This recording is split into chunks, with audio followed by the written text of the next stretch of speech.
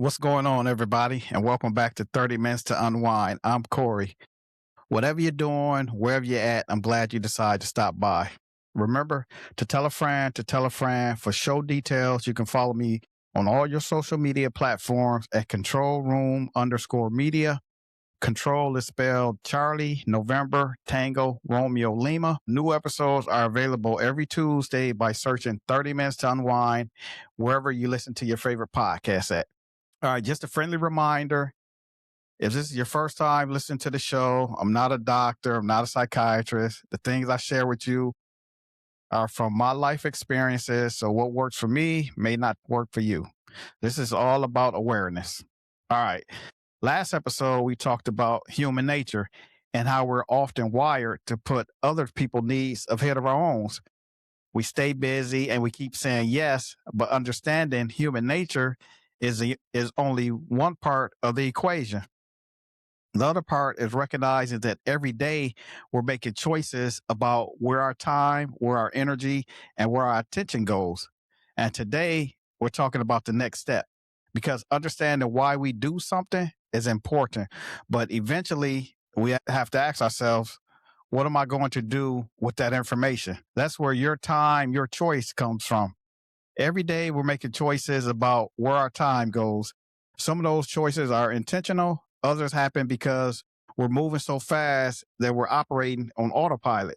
So today we're talking about time, priorities, recovery, and making choices that actually help us unwind. All right. So without further ado, let's get into it. Have you ever had one of those days where you wake up with a plan and before you know it, it's bedtime? You were busy all day. You worked, you answered messages, you handled your responsibilities, you solved problems. You got everything done, yet somehow you feel like you never had a moment to yourself. I think most of us have experienced that before. I know it happens to me all the time. And what's interesting is when it happens, it disappears like little pieces at a time, maybe 5 minutes here, 10 minutes here, one extra task, one extra favor, one extra phone call, one more thing before you sit down. And human nature makes us believe that we're just being helpful or productive. But eventually, all those little moments add up. And then suddenly, the things you plan for yourself gets pushed aside. Like, all right, maybe your gym time, or your read time, or just sitting somewhere quietly sipping a cup of coffee. And when it gets to that point, there's nothing that you absolutely can do about it. And the point is that it's your time and it went somewhere else. Now ask yourself, did it go where you wanted it to go? Because if we're not careful, we'll spend all day reacting instead of deciding. And when we're always reacting, we start feeling like passengers in our own lives. The truth is that most days don't get hijacked by big emergencies.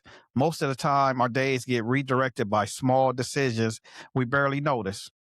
We say yes to something because it'll only take a minute. We check one notification and suddenly we're scrolling through 3 or 4 different apps, and we decided to handle one more task before you relax. None of those choices seem significant at the moment, but together they shape how our day unfolds.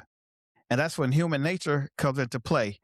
We're wired to respond to what's right in front of us. The emails feel urgent. The text messages feel important. The unfinished chores feel like, all right, it needs more attention immediately. Meanwhile, the things that help us recharge, they often don't feel like they're urgent at all.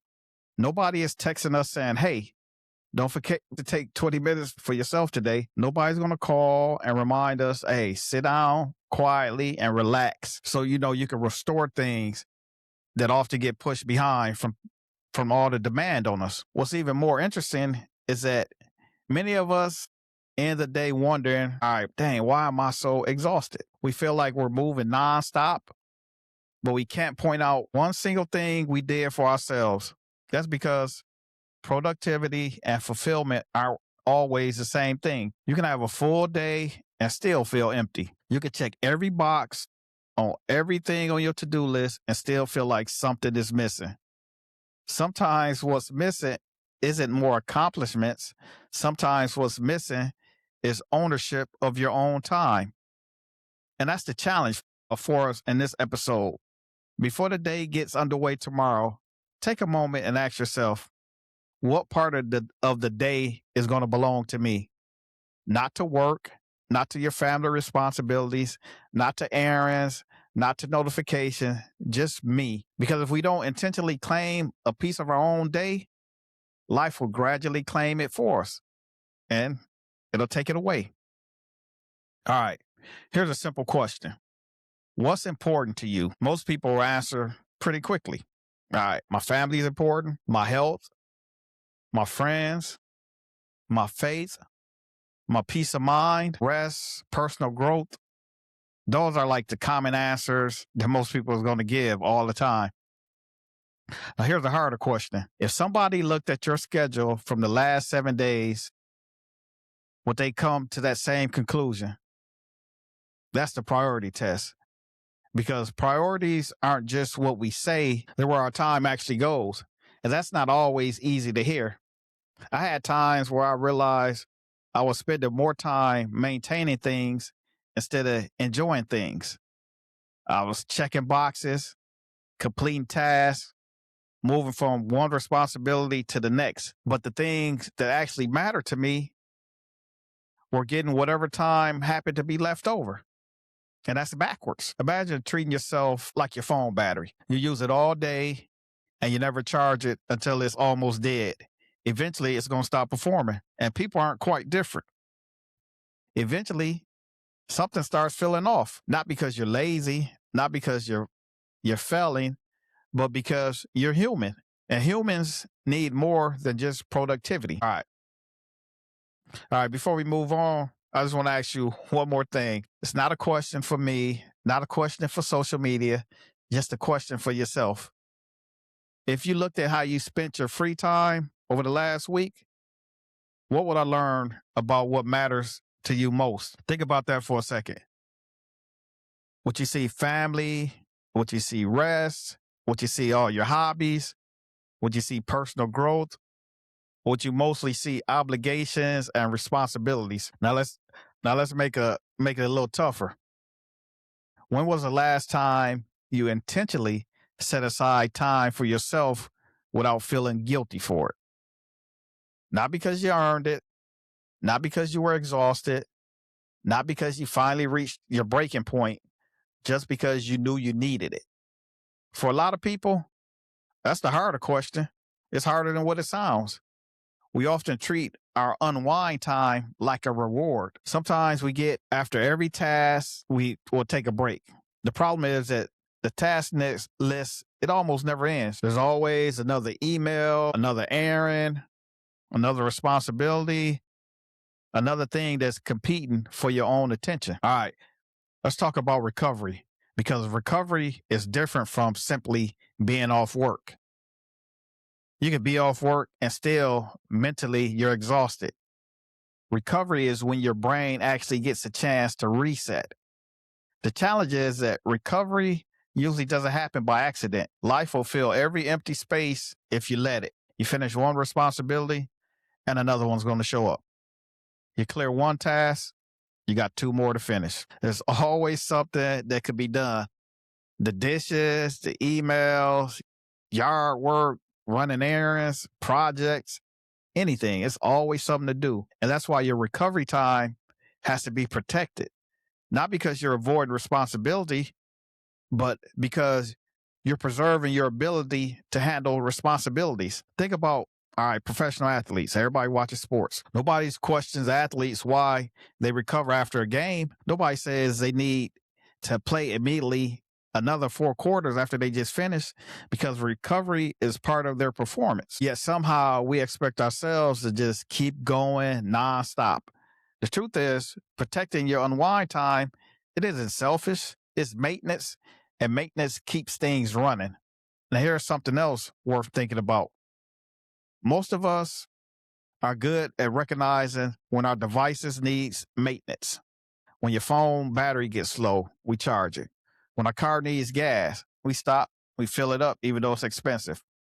When a computer starts running slow, We restart it, we download files, we get rid of stuff. We understand that things perform better when they're maintained. But for some reason, when it comes to our own maintenance, we often ignore it. And that's just a simple principle. We push through fatigue. We convince ourselves we're fine.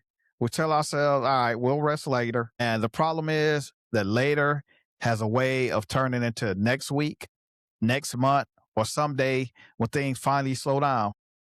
That's why recovery can't be something we squeeze in after everything else is finished. If you're waiting for every responsibility to disappear before you relax, you're going to be waiting for a long time. There will always be another project, another bill to look at, another appointment, another obligation.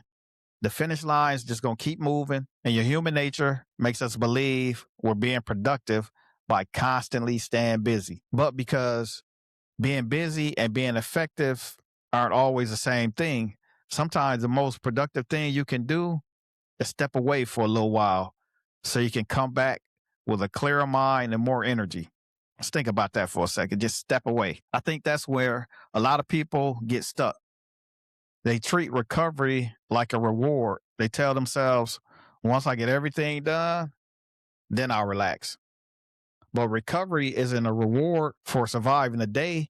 Recovery is what helps you show up tomorrow and the next day. And when you constantly protect recovery time, something interesting is going to happen. You become more patient. You think more clearly. Small problems don't feel overwhelming. Your mood improves. You start responding instead of reacting. That's because recovery isn't just physical, it's mental, it's emotional. It's giving yourself enough space to reset so every challenge doesn't feel like the biggest challenge in the world. So protecting your unwind time isn't about doing less. It's about making sure you have enough energy in the tank to keep doing what matters the most, because nobody can run on full speed forever. Eventually, even the strongest people need time to recover, to recharge, and to reset. And that's not a weakness. That's just how we're designed. Here's what I hope you take away from today's episode. You don't need to have a completely different life. You don't need to have a perfect schedule. You don't need the extra 10 hours every week. Sometimes all you need is one intentional choice. One choice to unplug, one choice to say no, one choice to sit outside, relax, just one choice to watch a game and actually enjoy it, or just one choice to just spend time with your family without checking your phone every 5 minutes. Just one choice to make something that helps you recharge. The small choices matter more than what we actually realize. All right, before I let you go, let's switch it up for a second. It's birthday season for my family. We have a lot of birthdays in June and July. Yesterday, had a good time celebrating my nephew's birthday. It was actually it was a party for my nephew, my father, my sister, and a close friend of the family. Of course, they had the kid party first. That lasted till about 5. And then adult karaoke party started after that. I went till, I don't know, 10, 11 o'clock. But I got a chance to catch up with some family and friends that I hadn't seen in a while. So, I had a pretty good time. And that's how I relaxed over the weekend. So just make sure you check on your family. If you hadn't talked to them in a while, just reach out to them. Some people don't know how to use technology, so you just might have to reach out to them. All right. Remember, you can follow the show on all your social media platforms at controlroom_media. Control is spelled Charlie, November, Tango, Romeo, Lima. The new episodes are available every Tuesday by searching 30 Minutes to Unwind, wherever you listen to your favorite podcast at. All right. Thank you for spending another episode with me here on 30 Minutes to Unwind. I appreciate you, and I'll see you next week. Peace, and I'm out.